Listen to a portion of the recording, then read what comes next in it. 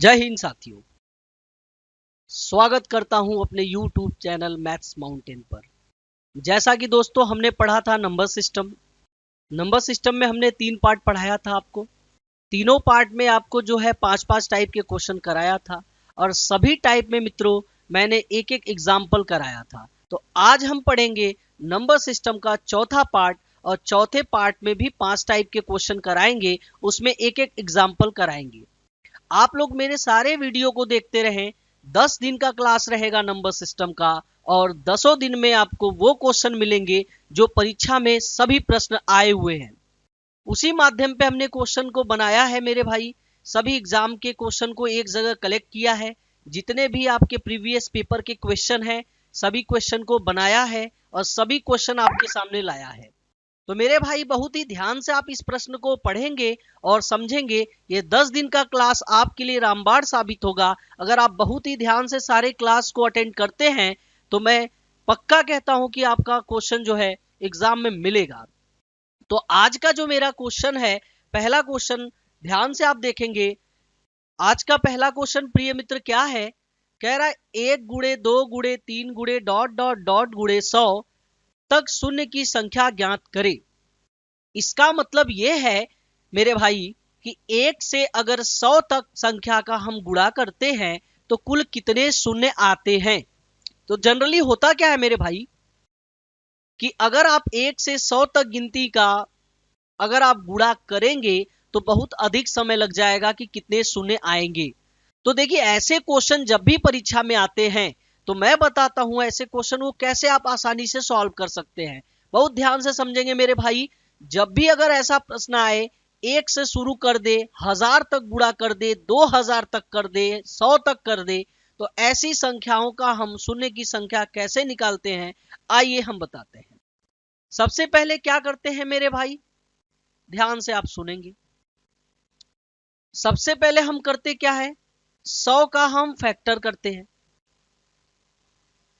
और फैक्टर हम जिसका करते हैं ध्यान देंगे, अगर हम 100 का फैक्टर करते हैं तो हम इसे 5 से ही काटते हैं क्योंकि 5 और 2 का गुणा करके हमारा 10 आ जाएगा और एक 0 आ जाएगा। तो हमेशा 100 को जो है चाहे जितनी संख्या दिया हो तो उतनी संख्या को हम 5 से काटते हैं। आइए 5 से इसे काटेंगे तो 20 बार में कट गया। फिर 5 से हम काटेंगे तो ये 4 बार में कट गया।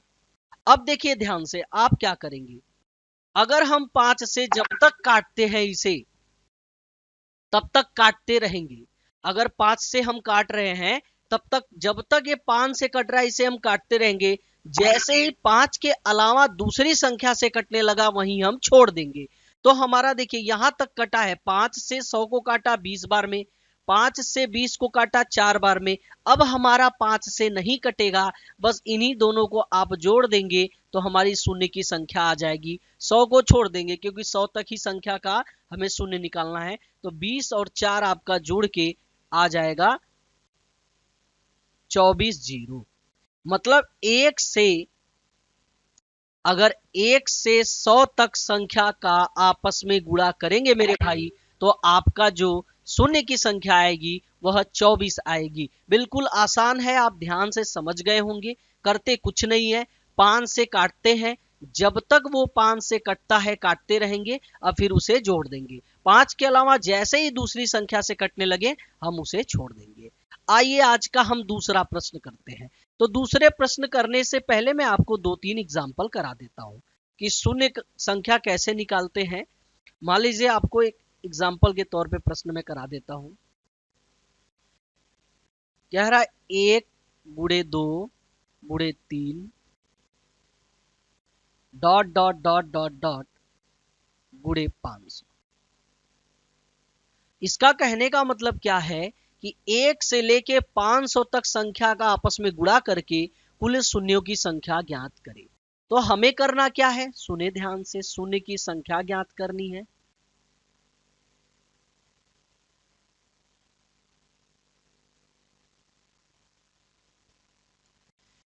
चलिए मेरे भाई, क्या बताया मैंने, सबसे पहले 500 हम लिखेंगे और इसे 5 से काटेंगे तो कितनी बार में जाएगा, 100 बार में। फिर 5 से काटेंगे कितनी बार जाएगा, 20 बार में। फिर 5 से काटेंगे, कितनी बार जाएगा मेरे भाई? 4 बार में। आइए अब 5 से नहीं कटेगा, छोड़ देंगे, इन्हें जोड़ दीजिए, 100 को, 20 को और 4 को। इन तीनों को हम जोड़ेंगे तो 100 और 20, 120 और 4, 124। 100 प्लस 20 और प्लस 4, मतलब 1 से 500 तक संख्या को आपस में गुणा हम करेंगे तो हमारा आएगा 124 जीरो। कितने जीरो आएंगे मेरे भाई? 124 जीरो। ये आपके प्रश्न का उत्तर हो जाएगा। एक एग्जाम्पल कराते चल रहे हैं आपको कि आपको समझ में आए। एक एक एग्जाम्पल प्रश्न आपको देते चल रहे हैं कि आप प्रैक्टिस के तौर पे क्वेश्चन को रखे रहेंगे। आइए आज का दूसरा प्रश्न पढ़ते हैं। कहा जाता है मेरे दोस्त, रख हौसला वो मंजर भी आएगा, प्यासे के पास चलकर समुंदर भी आएगा, थक कर मत हार ऐ मेरे दोस्त, मंजिल भी मिलेगी और मिलने का मजा भी आएगा। आइए मेरे भाई, तो आज का हम क्वेश्चन दूसरा पढ़ते हैं। क्या है प्रश्न? कह रहा 4 अंकों वाली सबसे छोटी संख्या को 45 से भाग दिया जाता है, शेष यन बचता है, यदि संख्या के 2/5 भाग को यन से भाग देने पर शेष क्या बचेगा? प्रश्नों को बहुत ध्यान से पढ़ेंगे, आया हुआ परीक्षा में प्रश्न है ये। तो क्या कह रहा है? कह रहा है 4 अंकों वाली सबसे छोटी संख्या। तो 4 अंकों वाली सबसे छोटी संख्या क्या होता है मेरे भाई? 10,000 कि 1,000? कुछ लोग गड़बड़ हो जाओगे। 4 अंकों की जो सबसे छोटी संख्या हमारी होती है वो हमारी होती है 1,000। कुछ लोग जल्दबाजी में 10,000 बोल देंगे। आइए तो 4 अंकों की सबसे छोटी, आइए इसे हल करते हैं। देखिए ध्यान से कैसे हल करते हैं। कह रहा है 4 अंकों की सबसे छोटी संख्या, 4 अंकों की सबसे छोटी संख्या, तो सबसे छोटी 4 अंक की क्या है प्रिय मित्र? 1,000। 4 अंक की सबसे छोटी संख्या हमारी क्या है? 1,000। अब क्या कह रहा है? कह रहा अगर 1,000 को हम 45 से भाग दे तो शेष हमारा यन बचता है। आइए इसे 45 से भागा करते हैं। आप चाहे तो डायरेक्ट भी भाग कर सकते हैं, वैसे हम समझा दे रहे हैं। कुछ हमारे प्रिय मित्र भाई ऐसे हैं जो भाग देने में दिक्कत होता है उन्हें, डायरेक्ट हम लोग कर देते हैं, लेकिन आपको पूरा समझाते हैं। 45 का 1,000 में भाग हम देंगे तो 45 दूनी 90 हो जाएगा। फिर आपका ये बचेगा 10, ये बचेगा। अब क्या करना है सुनिए, फिर ले जाएंगे 45 दूनी 90, आपका आ जाएगा 10। मतलब कि अगर 4 अंकों की सबसे छोटी संख्या में हम 45 से भाग देते हैं तो हमारा शेष 10 बचता है। यही हमारा शेष हो गया। अब आगे सुनते हैं ध्यान से। अगर शेष हमारा 10 बच गया, कह रहा यदि संख्या के 2/5 भाग को, सुनिए, संख्या के 2/5 भाग को हम किससे भाग देंगे? यन से भाग देंगे। आइए ध्यान से सुनिएगा। कह रहा यदि संख्या के दो, यहां ध्यान से सुनेंगे आप, 45 से भाग देने पे शेष यन बचता है, तो शेष हमारा यही है, 10 ही यन है। यन की जो हमारी वैल्यू है वो हमारी क्या आ जाएगी? 10। कह रहा शेष यन बचता है, मतलब यन की वैल्यू हमारी 10 आ गई, यही तो हमारा यन है। अब आगे चलते हैं मेरे भाई। अब बोला क्या? यदि संख्या के 2/5 भाग को, संख्या हमारी क्या है? 4 अंक वाली छोटी, 1,000। तो संख्या के 2/5 भाग मतलब 1,000 के 2/5 भाग को, संख्या के 2/5 भाग को यन से भाग देना है। 1,000 हमारी संख्या थी 4 अंक वाली, इसके 2/5 भाग हम काट देंगे तो हमारा आ जाएगा 400। डायरेक्ट काट देंगे तो संख्या के एक 2/5 भाग को मतलब 400 को हम यन से भाग देते हैं। यन हमारा क्या आया है? 10 आया है। आइए यन से भाग दे देते हैं हम। अगर यन से हम भाग देते हैं तो हमारा रिमाइंडर क्या बचेगा? तो आइए इसे काट देते हैं। 400 में 10 का भाग दे दें तो हमारा चला जाएगा सीधे पूरा कट के 40 बार में, तो जो हमारा शेष बचेगा 0 बच जाएगा। शेष क्या आ जाएगा मेरे भाई? 0 बच जाएगा। आपके प्रश्न का उत्तर 0 आ जाएगा। जो प्रश्न का उत्तर आ जाएगा हमारा क्या आ जाएगा? 0 आ जाएगा। बहुत ध्यान से प्रश्न पढ़ेंगे, आया हुआ है एग्जाम में। एक बार आप नोट्स कर ले मेरे भाई, बहुत ही सरल क्वेश्चन है, बिल्कुल आसान है। पहले जो जो कहा है उसे पढ़ेंगे फिर करेंगे। आइए आज का तीसरा क्वेश्चन करते हैं। क्या है, बहुत ध्यान से इसे भी देखेंगे। कह रहा है यदि 5306P2 संख्या 3 से विभाज्य है, P का अधिकतम मान तथा न्यूनतम मान के वर्गों के बीच अंतर बताएं। आइए ध्यान से सुनिए। कह रहा 3 से विभाज्य है, तो आपको पता है कि 3 से और 9 से विभाजकता का नियम क्या कहता है? 3 से और 9 से विभाजकता का नियम यह कहता है कि सभी संख्याओं का योग अगर 3 से विभाज्य है तो वो पूरी संख्या 3 से कट जाएगी। वही हाल 9 का भी है। अगर सभी संख्याओं का योग 9 से विभाज्य है तो पूरी संख्या जो है 9 से भी कट जाएगी। तो आइए ये सवाल पहले हम ध्यान से देखें। कह रहा 5 3 0 6 P2 3 से विभाज्य है। P का अधिकतम मान तथा न्यूनतम मान के वर्गों के बीच अंतर। आइए चलिए ध्यान से सुनिएगा। कह रहा 3 से काटना है इसे हमें, 3 से विभाज्य है तो आपको पता है योग का नियम, तो जोड़ते हैं। कह रहा है सुने ध्यान से, P का मान निकालते हैं। 5 3 8, या ऐसे देख सकते हैं आप, 3 से 3 और 6 3 से कैंसिल हो जाएगी। 3 और 6 3 से क्या हो जाएगा? कैंसिल हो जाएगा।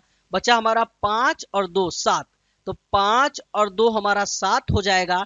तो P का मान अगर हम 2 ले लेते हैं तो 7 2 9। अगर P का मान न्यूनतम हम 2 ले लें, P का न्यूनतम मान क्या ले लें हम?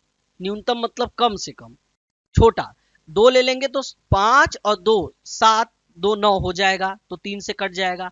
अब अधिकतम मान सोचते हैं P का, ये न्यूनतम मान है, न्यूनतम मान। अब अधिकतम मान देख लेते हैं। 9 कट गया 3 से, अब 9 के बाद कौन सा अधिकतम 3 से कट सकता है? एक अंक की संख्या और या 2 अंक में हो। देखिए अब क्या करते हैं, अगर 9 के बाद भी 3 से कोई संख्या कटेगी तो 3 से 9 के बाद भी कोई संख्या कटेगी तो वह हमारी है 18। कौन है? 18, क्योंकि 18 के बाद जो हमारा है वह हमारा एक ही अंक का लेना होता है मेरे भाई, एक अंक की संख्या P का लेना है, कोई 2 अंक का नहीं लेना। तो आइए ध्यान से सुनिए क्या करते हैं। अगर 5 2 7 है तो 7 अगर यहां हम 11 ले लेंगे तो 11 और 7 हमारा क्या हो जाएगा? 18। ये भी हमारा कट सकता है, लेकिन हमें P का एक अंक का संख्या लेना है, कोई 2 अंक की संख्या नहीं लेनी है, समझेंगे? अगर मैं P का वैल्यू 11 ले लूं अधिकतम मान, तो 11 और 7 18 तो हो जाएगा, लेकिन जो 11 है वो 2 अंक की संख्या हो जाएगी। तो हमें P का वैल्यू कोई एक अंक लेना है। तो आइए ध्यान से सुनेंगे। 9 के बाद हमारा क्या? 9 के बाद 3 से कटने वाली संख्या 12 भी तो हो सकती है। तो आइए P की वैल्यू क्या हो जाएगी? 5 2 7, सुनेंगे ध्यान से, 5 2 7, और आपका जो है न्यूनतम मान 5 भी तो हो सकता है। P की वैल्यू अगर हम 5 मान लें तो 5 2 7, और P की वैल्यू न्यूनतम 5 मान लें, न्यूनतम 2 मान लें, अधिकतम 5 मान लें, तो 7 5 12 3 से कट जाएगा, बिल्कुल कट जाएगा। तो P की मान क्या हो जाएगा अधिकतम भैया? P का मान अधिकतम हमारा 5 हो जाएगा। अगर अधिकतम हमारा 5 हो जाएगा तो आइए सवाल पढ़ते हैं। अधिकतम मान न्यूनतम मान के वर्गों के बीच अंतर बताएं। तो इनका वर्ग के बीच अंतर, तो 5 का स्क्वायर माइनस 2 का स्क्वायर, तो 5 का स्क्वायर हमारा 25 हो जाएगा, और माइनस 2 का स्क्वायर हमारा क्या हो जाएगा? 4। अगर 25 में से 4 घटा तो हमारा क्या हो जाएगा? 21। देखिए ध्यान से सुनेंगे, ऑप्शन के ऊपर डिपेंड करता है कैसा ऑप्शन हमारा है। अगर एक बात और ध्यान से देखेंगे आप, इसमें और भी क्वेश्चन बन सकते हैं, 21 आ सकता है, लेकिन P का वैल्यू जैसा ऑप्शन हो, अगर ऑप्शन 5 को लेके रखा है तो आप खेल जाना, नहीं तो सुन लो, अगर 5 2 7 और P की वैल्यू हम 8 भी रख सकते हैं, क्योंकि 7 और 8 15, 8 भी तो वह एक ही अंक की संख्या है, तो वो भी ऑप्शन में अगर रहेगा तो उसे भी मार सकते हैं, अगर ये नहीं रहेगा तो वो रहेगा। तो देखिए P की वैल्यू एक और समझ लीजिएगा, न्यूनतम वैल्यू 2 तो होगी, अधिकतम वैल्यू P की 8 भी हो सकती है। ध्यान से समझेंगे, ये ऑप्शन के ऊपर है मेरे भाई। तो P की वैल्यू 8 भी हो सकती है, न्यूनतम 2 अधिकतम 8, ये भी हो सकता है। जैसा ऑप्शन हो, अगर 5 को रख के किया है तो 21 ऑप्शन में रहेगा, नहीं 21 रहेगा तो 8 को रख के किया है। एक ही अंक की संख्या होनी चाहिए ना। अब क्या करते हैं, अगर P का अधिकतम मान 8 है तो न्यूनतम मान 2 है, तो 8 का स्क्वायर माइनस 2 का स्क्वायर 64 माइनस 4, आपका जो उत्तर आ सकता है 60 भी हो सकता है। तो ये जैसा प्रश्न का ऑप्शन हो, अगर 21 ऑप्शन में है तो 5 को लेके किया है, अगर 60 ऑप्शन में है तो 8 को लेके किया है। तो ध्यान देंगे, ऐसे प्रश्न आते रहते हैं परीक्षा में। ध्यान से हमने अच्छे से समझा दिया कि देखिए ऑप्शन का खेला है, ऑप्शन जैसा रहेगा वैसा हम खेलेंगे। अगर 21 है तो 5 को लिया होगा, अगर 60 है तो 8 को लिया होगा। चलिए आज का चौथा क्वेश्चन देखते हैं मेरे भाई, क्या कह रहा है। कह रहा है यदि एक संख्या को 280 से भाग देने पर शेष 115 बचे, उसी संख्या को 35 से भाग दे तो शेष क्या बचेगा। देखिए पहले ध्यान से सुनेंगे मेरे भाई, ऐसे प्रश्न को आप कंसेप्ट से भी हल कर सकते हो, और कंसेप्ट ही ध्यान दीजिएगा, क्योंकि संख्याएं बदल देगा तो दिक्कत होगा। कंसेप्ट क्या है ऐसे प्रश्न का, सबसे पहले क्या करते हैं, किसी संख्या को 280 से भाग देना है, माना हुआ संख्या हमारी x है, इसे हमें 280 से भाग देना है। हाँ, 280 से हमें x को भाग देना है, तो शेषफल 115 बचता है, ये हमारा नीचे शेष होता है। तो ये हमारी संख्या तो आई जाएगी, कैसे, इसे इसे जोड़ देंगे तो ये हमारी संख्या मिल जाएगी। इसे हम जोड़ देते हैं, ये हमारा x का वैल्यू मिल जाएगा। क्या है x का मान, ध्यान से सुनेंगे, आइए जोड़ते हैं। 5 280 प्लस 115, जोड़ दिया जाए, 5 8 1 9 2 1 3, मतलब हमारी जो x की वैल्यू आ जाएगी वह आ जाएगी 395। अब क्या बोला है, यदि उसी संख्या को 35 से भाग दे तो शेष क्या बचेगा। आइए इसे 35 से हम भाग दे देते हैं, चाहे तो यहीं भाग दे लें आप, चाहे इधर भाग दे लें, जैसा आपको अच्छा लगे। यहीं भाग देना है तो दे लीजिए, 35 से भाग दे लीजिए। संख्या हमारी x क्या आ गई, 395। तो कैसे भाग देंगे, 35 से कम 35, 4 बचा, 45 हुआ, 35 से कम 35, 10 बच गया आपका। तो आपका जो शेषफल बचेगा, क्या बचेगा, 10 शेष बचेगा। यही आपके प्रश्न का उत्तर है।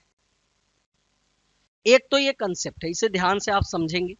दूसरा, चाहेंगे तो आप इसे डायरेक्ट भी कर सकते हैं, जैसे सुनिए कैसे। अगर पहली वाली संख्या को अंतिम वाली संख्या काट देती है तो हमें डायरेक्ट दूसरी वाली संख्या में ही भाग देना है।